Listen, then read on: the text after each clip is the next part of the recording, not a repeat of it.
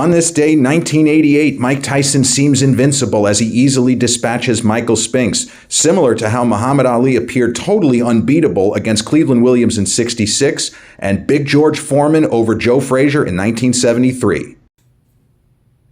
And a hearty welcome and happy Thursday to one and all. This is episode 227 of the Confessions of a Not So Dangerous Mind podcast. I'd like to thank you all for spending some of your Thursday morning with me here in New York. Once again, we're going to skip past all that promotional jazz and get right to the guts of the episode.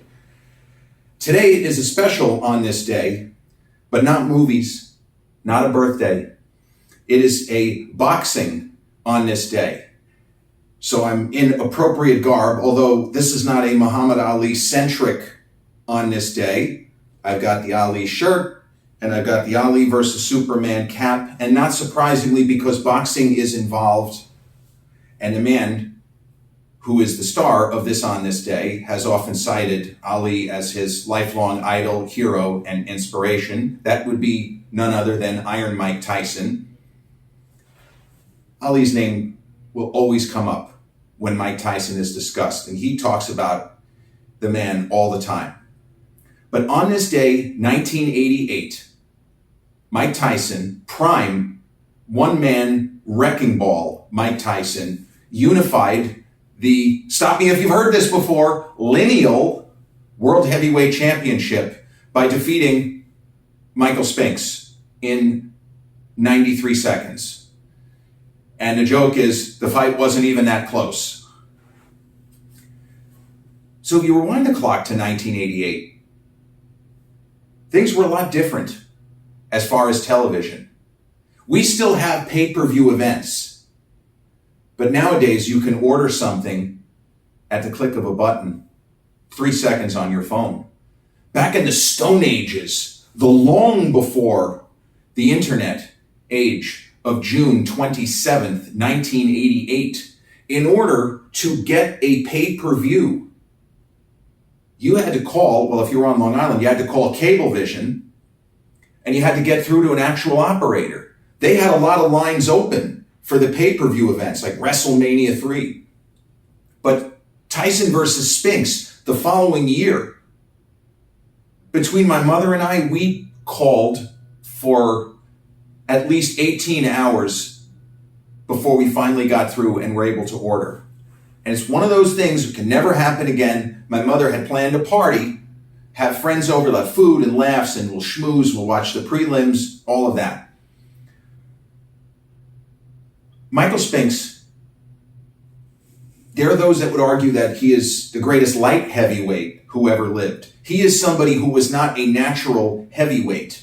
He may have dominated, well, he would definitely dominate light heavyweight today, and he would even have had a shot with the Alexander Usyks of the world. Usyk probably would have beaten Michael Spinks, but it would not have been an easy fight. Spinks was one tough hombre. It's just there are certain times where you know that a fighter is doomed. Michael Spinks had no business being in there with Mike Tyson, not that night. I don't think there's any version of Spinks that has a shot against prime Tyson. He's not big enough. Spinks could hit like hell for a light heavy. It's the Bob Foster conundrum. Bob Foster was probably the hardest hitting light heavyweight who ever lived. But when Bob Foster was in there against light heavyweights, I mean, he almost took Dick Tiger's head off to win the title. And there were other light heavies, Mike Quarry, he was knocking people almost unconscious, sending them to the hospital. He's landing the same shots on Joe Frazier, and Joe is smiling at him, nodding his head. He's like, yeah, let's go, Bob, come on. Good, I like this. Keep him coming.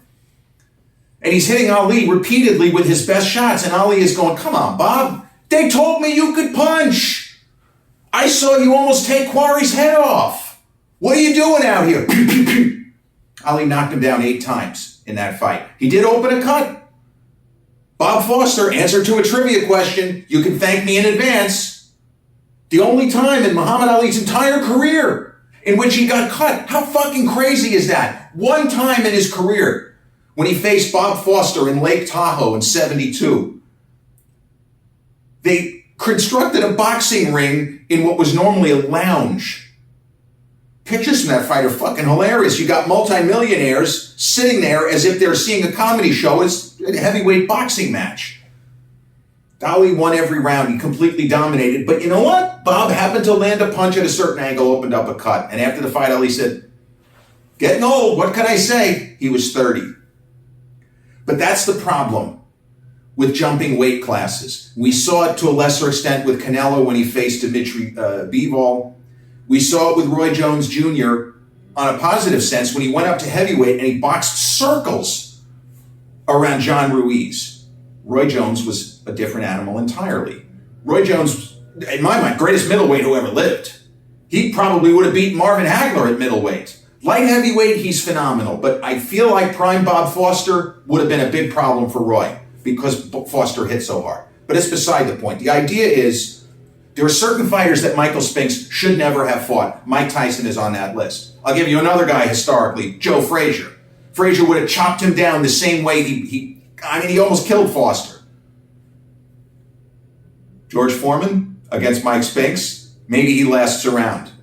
George walks him down, he chops him up, pushes him all over the ring, well, for as long as the fight goes. I think Big George might have taken him out faster than Tyson. Styles make fights. I knew that Michael Spinks was not going to win on the night of June 27, 1980. I just was hoping for a competitive fight. And Mike, to that point in his career, he was just running through everybody. He had a couple of fights that were difficult. Bone Crusher Smith was standing in there throwing leather for 12 rounds. Mike won at least 10, maybe 11 rounds, if not all 12. But Bone Crusher was a big guy who was not intimidated. He'd given Larry Holmes all he could handle in his title challenge in 85, and Holmes was already past it. But Mike he came along at the right time in the heavyweight division. It doesn't mean that he wouldn't have had a chance to win a championship in the 70s. But man, it would have been a lot more difficult for him.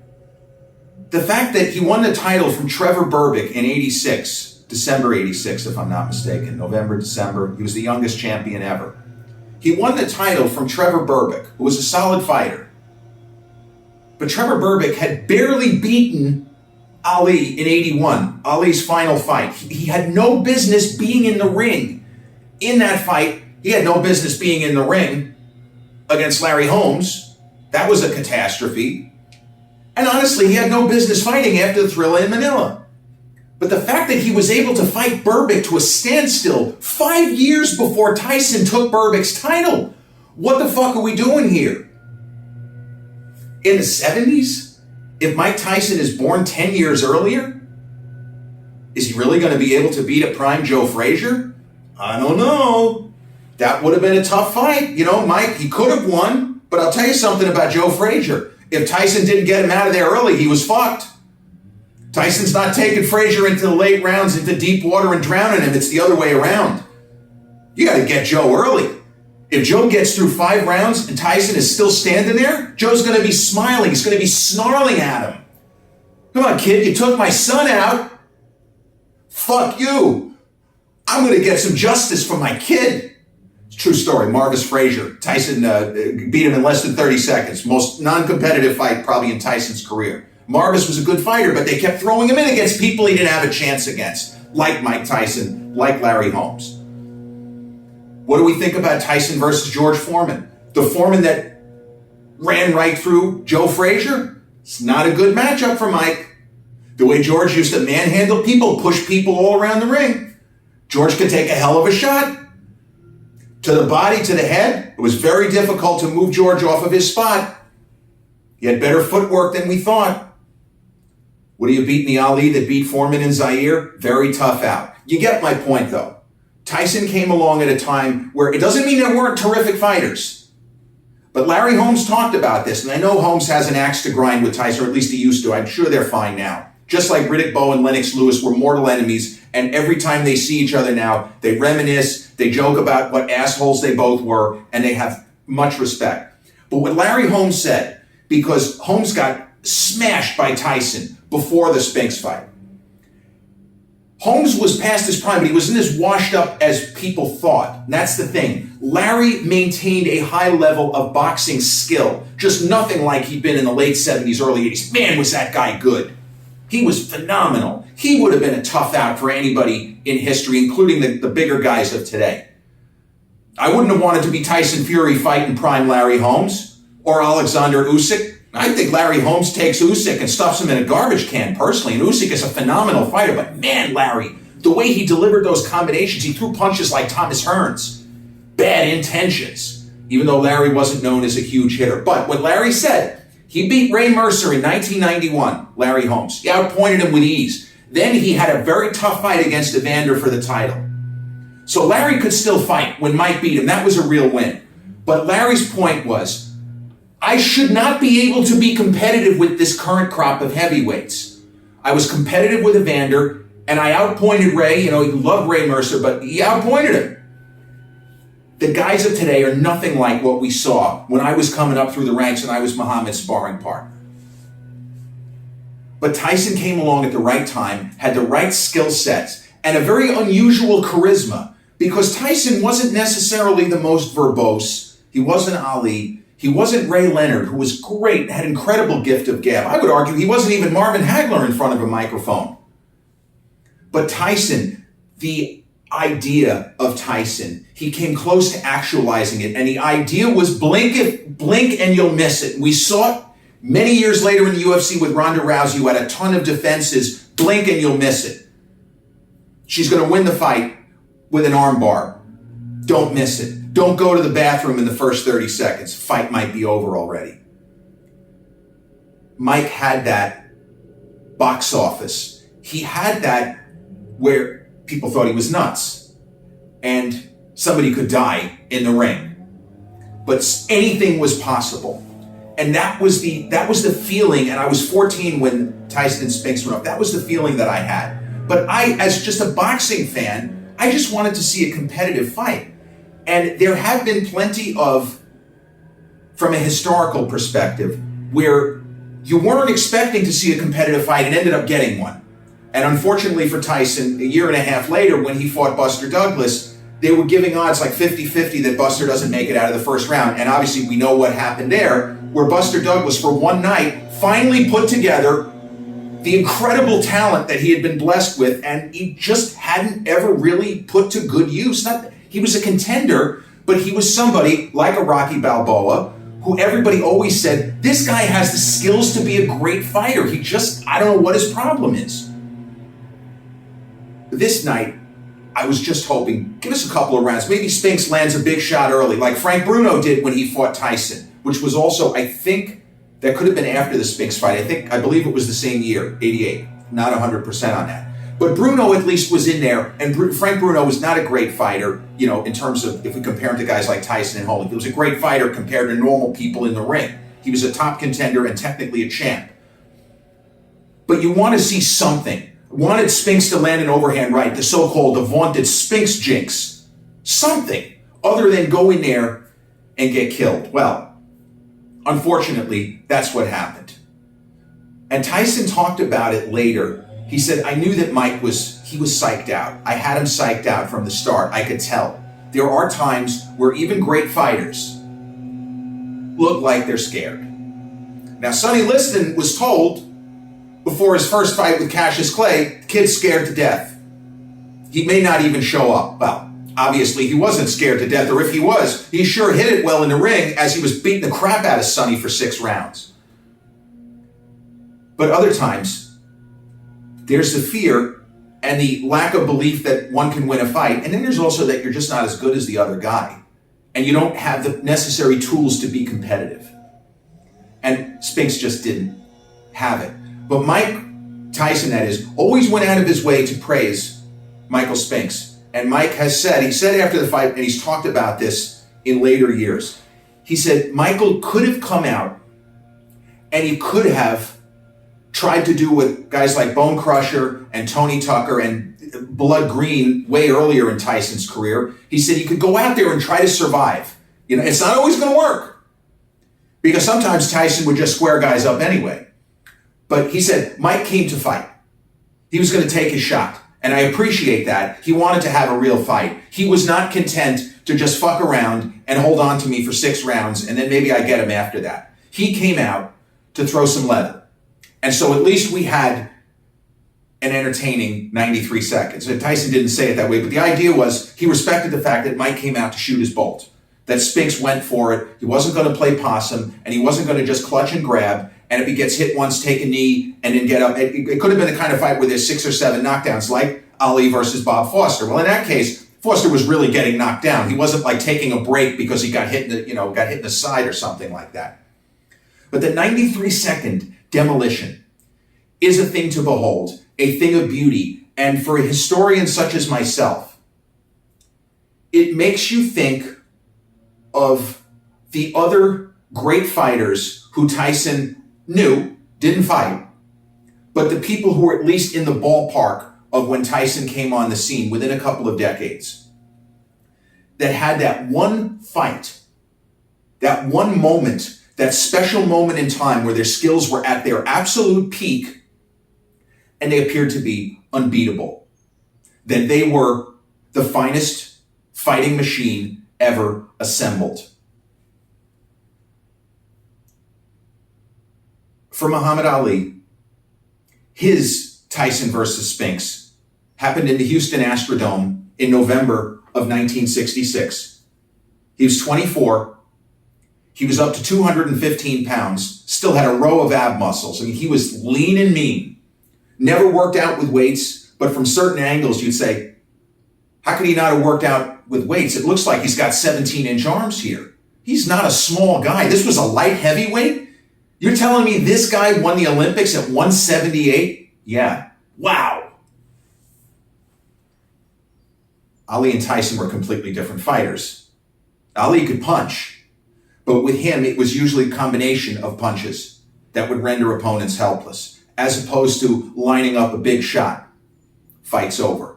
Although Tyson didn't really do that in the Spinks fight. He landed a number of very effective combinations. He hurt Spinks to the body early, and then overwhelmed him with shots to the body and shots to the head to end the fight. The Ali-Williams fight. There are plenty of people, from Joe Rogan on down, who would say that Ali would be the betting favorite against any fighter of any weight class who ever lived. You could say, well, maybe Floyd Mayweather in his prime. It's not outboxing him. Ali was almost as fast as Floyd. He was 215. What's Floyd going to do? Floyd's a counterpuncher. Floyd, he's an interesting fighter. He didn't fight like Sugar Ray Leonard. Floyd was a sharpshooter. He was very precise with his punches. It's why he would have had trouble against someone like Sugar Ray Leonard, who threw 1,000,000 punches. There were rounds where you could say at the end that Floyd probably landed the more decisive blows, but Leonard landed 60 punches. I'm going to give Ray that round. Try to imagine prime Floyd Mayweather at like 140 pounds and 215-pound Ali. How would he possibly... Couldn't beat him. The idea was the Ali of the Williams fight is the betting favorite against any fighter who ever lived. It doesn't mean he would win. He's not going to win every time. If you could somehow reboot the Matrix 1,000,000 times, Jersey Joe Walcott's going to take him out on a given night. He, with his weird movement, would probably have confused Ali for a few rounds. He may have gotten beaten by a decision. Ali never saw any movement like Jersey Joe Walcott. He probably saw it on film, but try to fight Walcott in person, people are looking down at his feet. What the fuck is this guy doing? You're on your back, fight's over. It's great. Jersey Joe, what incredible footwork that guy had. But on the particular night, Ali Cleveland Williams in the Astrodome, you see, as with Mike in the Spinks fight, you see an incredibly gifted athlete operating at the peak of his powers. Mike was never going to be any better than he looked that night. And Ali was never going to get to showcase his skills, the dazzling array of tools that he had been blessed with and cultivated, the incredible hand speed, the incredible foot speed, and the absurd ability to run around the ring with his hands down, which for any other fighter is like, what are you doing? You're just asking to get KO'd here. You're not even looking. Well, yeah, he was. But fighting with his hands down, knowing that he's so fast that as the punch is released, he's already moving out of the way. Cleveland Williams could hit. He was past his prime. He could really hit. And all he did was hit open air. for 2 rounds. In the second round of that fight, when the champ finally opens up, does the Ali shuffle, and he starts landing, he didn't throw haymakers. Ali was not a guy who would wind all the way up and throw Sunday punches. As Tyson, unfortunately, after the Spinks fight, he continued to win, beating guys like Carl the Truth Williams. But he began loading up and throwing home run bombs instead of sticking to what he did through the Spinks fight. It didn't mean he wasn't trying to knock people out, but he took his time. He threw short, vicious shots. He wasn't looking to throw one big left hook and knock somebody out with one shot. It can be done. It almost worked against Buster Douglas. But Tyson had more talent. The phrase they would say in tennis, he had more game than he started using. After the Spinks fight, he became a guy who was just looking for one-punch knockouts because he thought it's what Don King wanted. You'll see something incredible. Well, 93 seconds with Mike Spinks was pretty fucking incredible. And he didn't do it looking for home run bombs. He did it by fighting the correct way, the way that Cus D'Amato would have wanted. You get inside this guy. You throw those short shots. You'll take him out. Doesn't have to be one punch, Mike. Put your punches together in combination. Well, Ali threw a number of combinations, a number of beautiful shots to knock Cleveland Williams down once and knock him down a second time. But then the third time was a combination that is almost literal poetry in motion. Williams still had his wits about him. He's still throwing leather. And Ali lands a 4-punch combo that results in Cleveland Williams not only going down, but going down to where his arms are outstretched over his head. Now, generally speaking, that's the end of the fight. But it happened at the end of the second round. The fight continued, and the ref ended up stopping it near the start of the third round. There was no reason to have it continue. Cleveland couldn't land a punch. How's he gonna, you think, well, maybe they land a big left hook, change the fight.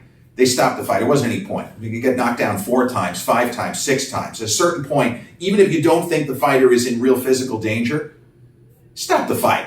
Come back another day. He can't beat this guy.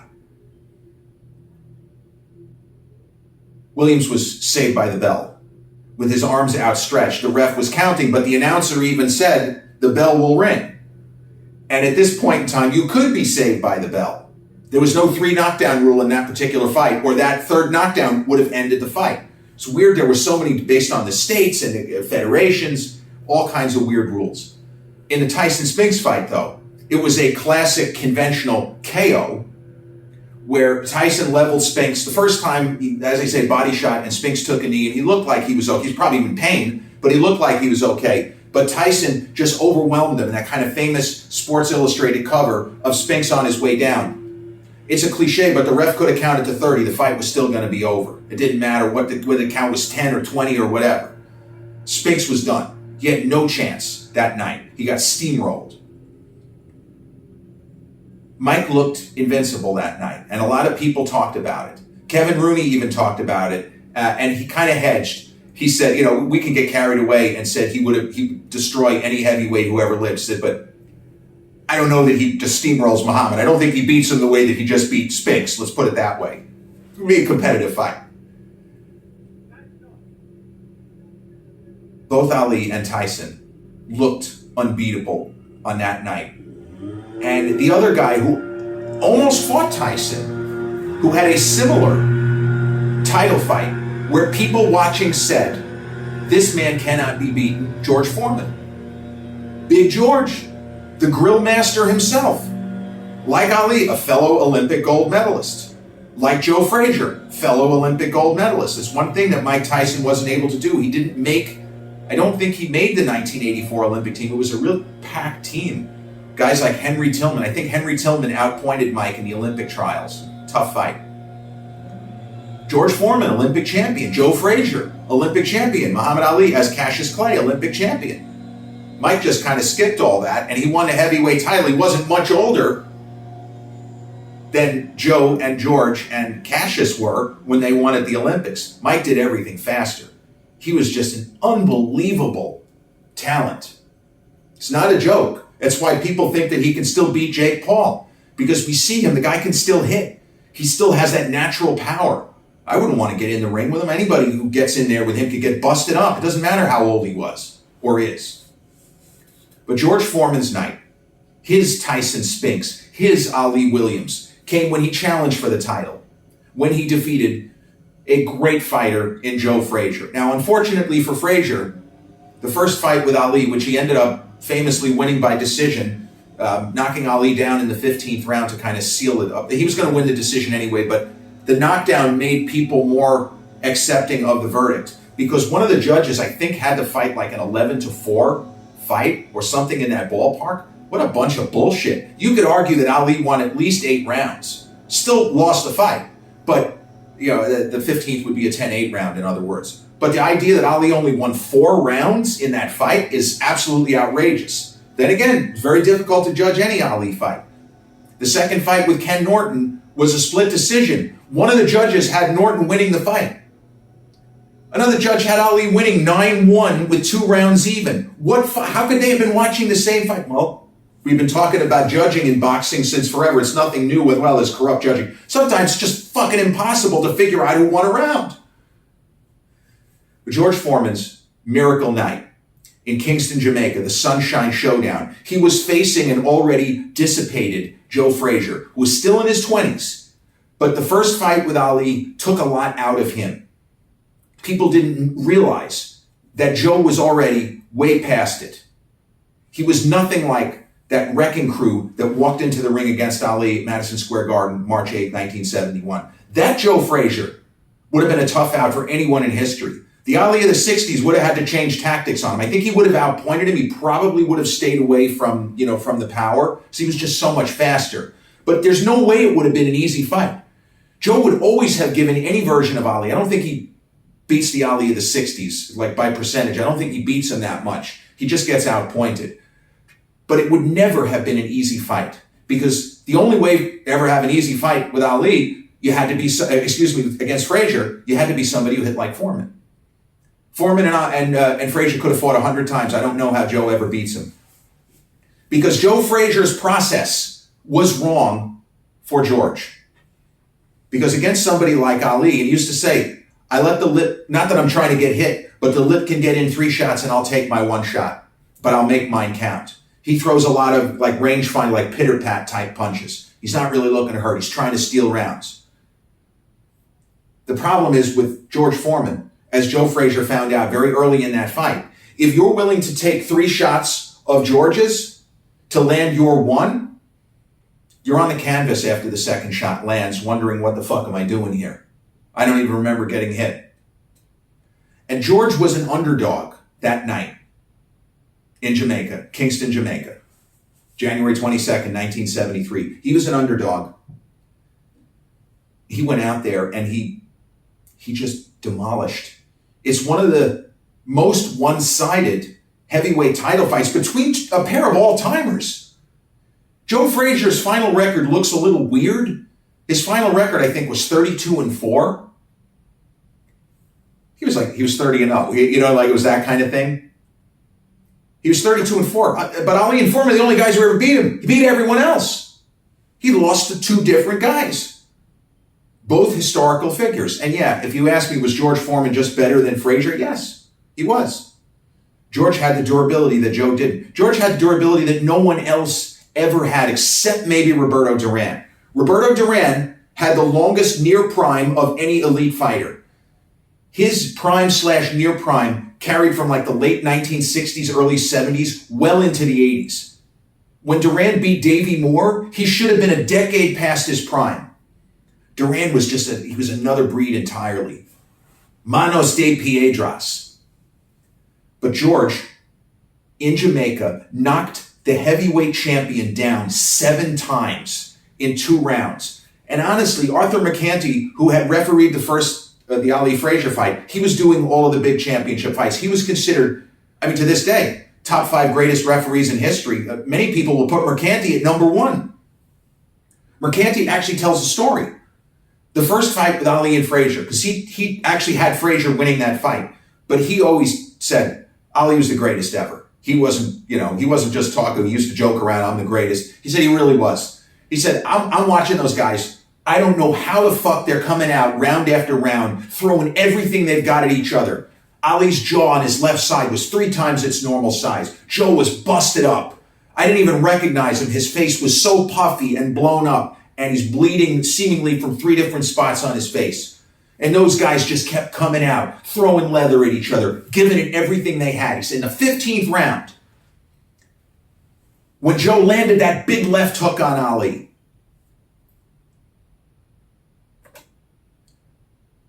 sorry. Don't want to lose the recording. When Joe landed that big left hook on Ali, and Ali went flying, my job as ref, I got to get Joe away from him. I got to get to the neutral corner, come back and pick up the count. Now, Mercanti did all of this in about 2 seconds. But Mercanti said, by the time I turned around, Ali was on his feet.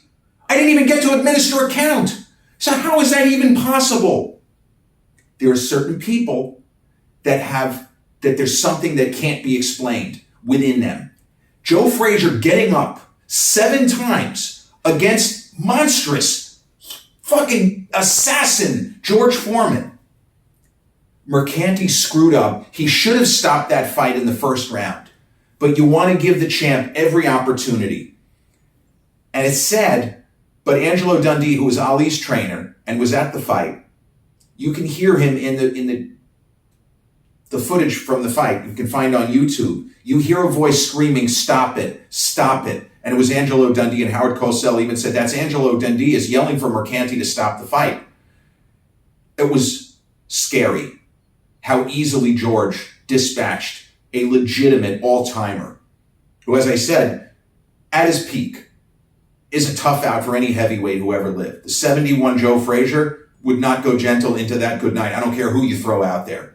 Probably couldn't have taken Tyson Fury. You know, Fury's movement in the ring, I don't know that Joe could have reached him with the left hook. He would have had to. But Joe was always going to get up. There was something in him, even if he may have been unconscious, he was going to jump back up, tap his gloves, and start throwing left hooks. Or as Angie Dundee said, left hook, left elbow. Left hook, left elbow. Joe was known for throwing the elbows. Those 3 guys, Mike Tyson against Spinks, June 27, 1988. Muhammad Ali against Cleveland Williams, November 15, 1966. George Foreman against Smokin' Joe, January 22nd, 1973. Those 3 guys, on those magical nights, in Tyson's case, 36 years ago today, they appeared to one and all to be unbeatable. And as we know in sports, no one stays at the top forever. But we always remember, and thanks to YouTube, we can always relive the great boxers, in this case 3 of the great boxers, at their best, and marvel at the skill on display, the fear that Tyson struck into not just Mike Spinks, but future opponents, seeing a demolition like that. The Da Vinci of young Ali, an artist, a master craftsman in the ring, and the blunt force and incredible footwork, ring generalship of young George Foreman. This has been episode 227 of the Confessions of a Not So Dangerous Mind podcast. I'd like to thank you all for spending some of your Thursday morning with me here in New York. If you check out this episode on the YouTube channel, haven't done so already, please click like, subscribe, comment, share, turn on those notifications. Or if you catch this episode on the audio platforms such as Spotify or iTunes, same general rule applies. Click like, subscribe, share, turn on those notifications. I'll be back with episode 228 sooner than you think. Until then, peace.